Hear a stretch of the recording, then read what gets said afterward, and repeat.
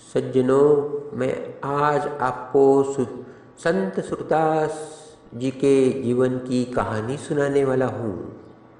सूरदास मध्यकालीन भारत के सबसे प्रसिद्ध कवियों में से एक हैं। वे जन्म से अंधे थे, फिर भी भगवान कृष्ण के बहुत बड़े प्रशंसक थे। प्रसिद्ध ब्रजभाषा में भगवान कृष्ण के जीवन का सुंदर वर्णन आज भी उनके भजनों के रूप में जीवित है। आज हम इस कहानी के माध्यम से जानेंगे कि सूरदास कैसे लोकप्रिय हुए। भगवान कवि संत सूरदास का जन्म मुगल काल में हुआ था। यह वर्ष 1478 था जब उनका जन्म हुआ था और जन्म स्थान सीही था जो इंद्रप्रस्थ के पास स्थित है। सूरदास का जन्म अत्यंत गरीब ब्राह्मण परिवार में हुआ था। सूरदास के 3 बड़े भाई थे और उनके परिवार की स्थितियों के चलते अक्सर उन्हें नज़रअंदाज किया जाता था। जब वे 3 बरस के हुए तब उन्हें सूर नाम मिला, जिसका अर्थ अंधा होता है। सूरदास ज़्यादातर भूखे पेट घूमते रहते थे क्योंकि उनका परिवार उन्हें खाना खिलाना जरूरी नहीं समझता था। इतना ही नहीं, उत्सव के मौके पर भी उनके माता पिता उन पर ध्यान नहीं देते थे और अपने अन्य पुत्रों के लिए नए कपड़े लाते थे। ये बातें वाकई उनकी भावनाओं को ठेस पहुंचाती हैं। उनके परिवार के समान ही बाहरी दुनिया भी उनके प्रति दयालु नहीं थी।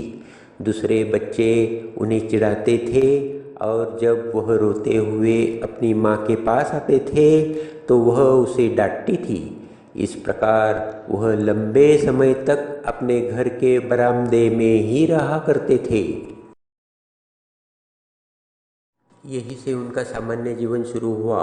एक 3 गायकों का एक समूह भगवान कृष्ण की स्तुति गाते हुए गांव से गुजर रहा था। संगीत सुनकर सूरदास को आनंद की अनुभूति हुई, जैसा उन्होंने पहले कभी महसूस नहीं किया था। भगवान कृष्ण के भजनों की खुशी में वह अपना अंधापन भूल गए और खुद से वादा किया कि एक दिन मैं गाना सीखूंगा। हालांकि जब सूरदास ने अपने पिता से अपने भाई के साथ ही उन्हें भी पढ़ाना और लिखाना सिखाने के लिए कहा तो उनके पिता ने कहा, चले जाओ, तुम अंधे हो, पढ़ नहीं सकते। ऐसे ही कुछ दिन बीत गए और गायकों का एक और समूह भजन गाते हुए और भिक्षा मांगने के लिए गांव से गुजर रहा था। जब वे सूरदास के घर से गुजर रहे थे तो वह उनके साथ हो गया। जब रात हुई तो वे सभी विश्राम करने के लिए रुके और झील के नज़दीक ही ठहरने की व्यवस्था की। उनमें से एक गायक सूरदास के पास आया और उससे पूछा कि वह उनका पीछा क्यों कर रहा है। उत्साहित होकर सूरदास ने उत्तर दिया, मैं गाना सीखना चाहता हूँ। गायकों के समूह ने उन्हें खाना खिलाया और सो गए। वे उसे बताए बिना ही सुबह सुबह निकल गए क्योंकि वे अपने साथ अंधे व्यक्ति का बोझ नहीं चाहते थे। अपने घर से बहुत दूर होने के कारण सूरदास को नहीं पता था कि कहाँ जाना है। इसके लिए वह पास के एक पेड़ के नीचे बैठ गए और भगवान का भजन गाने लगे।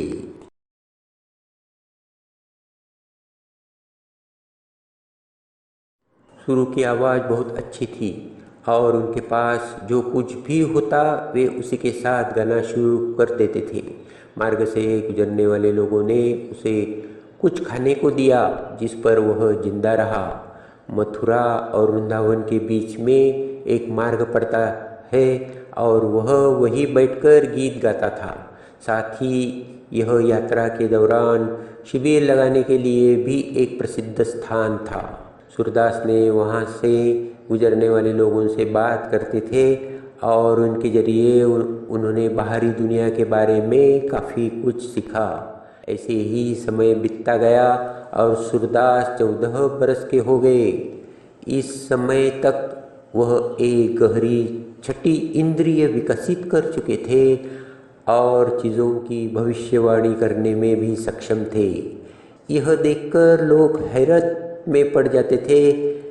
एक दिन जब ग्रामीणों ने एक जानवर को खोया तो वे मदद के लिए सूरदास के पास ही आए और सूरदास ने उनका सही मार्गदर्शन किया। इसके तुरंत बाद लोगों ने उनके गायन में साथ देने के लिए उन्हें संगीत वाद्य यंत्र भेंट करना शुरू कर दिया। कुछ लोग तो उनके शिष्य भी बन गए। इस तरह एक जन्म से अंधा बालक एक गायक और साधु बन जाता है जिसे हर कोई प्यार और सम्मान देता था। यह है सूरदास जी की कहानी।